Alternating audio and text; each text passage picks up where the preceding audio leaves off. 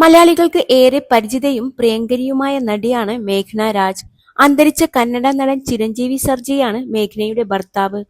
മേഘ്ന 4 മാസം ഗർഭിണിയായിരിക്കുമ്പോഴാണ് ചിരഞ്ജീവിയുടെ അപ്രതീക്ഷിത വിയോഗം. ആ സമയത്ത് താൻ അനുഭവിച്ച വേദനയും അതിൽ നിന്ന് എങ്ങനെ പുറത്തുകടന്നു എന്നും തുറന്നു പറഞ്ഞിരിക്കുകയാണ് മേഘ്ന. ജീവിതം വിഷമഘട്ടത്തിലൂടെ കടന്നു പോകുമ്പോഴും മോശമായി പെരുമാറിയവരുണ്ടെന്ന് അവർ പറഞ്ഞു.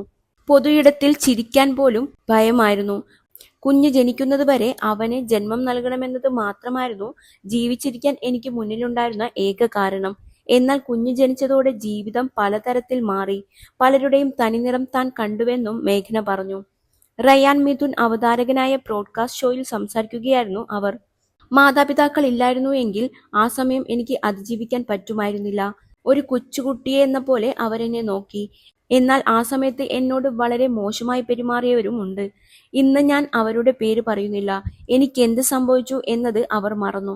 ഞാൻ ഏത് സാഹചര്യത്തിലൂടെയാണ് കടന്നു പോകുന്നതെന്ന് അവർ മനസ്സിലാക്കിയില്ല. അത്തരം കാര്യങ്ങൾ ജീവിതത്തിൽ ഒരിക്കലും മറക്കില്ല.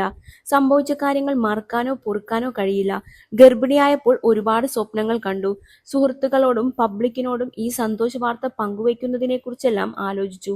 പെട്ടെന്ന് തന്നെ ഗർഭകാലം ഒരു സർവൈവലായി മാറി. കുഞ്ഞിനെ ആരോഗ്യത്തോടെ ജന്മം നൽകാനുള്ള സർവൈവൽ.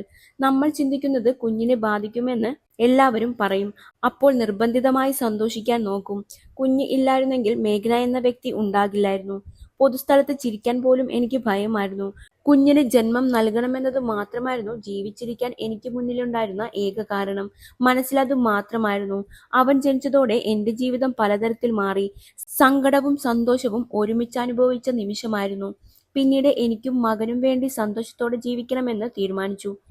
ചിരുവിൽ നിന്നും ഞാൻ പഠിച്ച പാഠം ഇന്നിൽ ജീവിക്കാനും ഒരുപാട് ആളുകളെ വിശ്വസിക്കരുതെന്നുമാണ്. വേർപാടിന്റെ വേദന പരസ്യമായി പ്രകടിപ്പിക്കേണ്ടായിരുന്നു. ഒരു പബ്ലിക് പേഴ്സൺ ആകുമ്പോഴുള്ള പ്രശ്നമാണത്. എന്റെ ദുഃഖം സ്റ്റാർഡത്തിന് വേണ്ടി ചിലർ ഉപയോഗിച്ചു. മേഘ്നയുടെ പേര് ഉപയോഗിക്കൂ, നീ ഉയർന്നു വരുമെന്ന രീതി.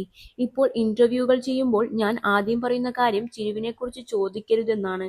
ഞാനുമായി വളരെ അടുത്ത ആളുകൾ ഞങ്ങളുടെ പേര് ഉപയോഗിച്ചിട്ടുണ്ട്. ചിരുവിന്റെ മരണശേഷം പലരും അവരുടെ തനിനിറം കാണിച്ചു.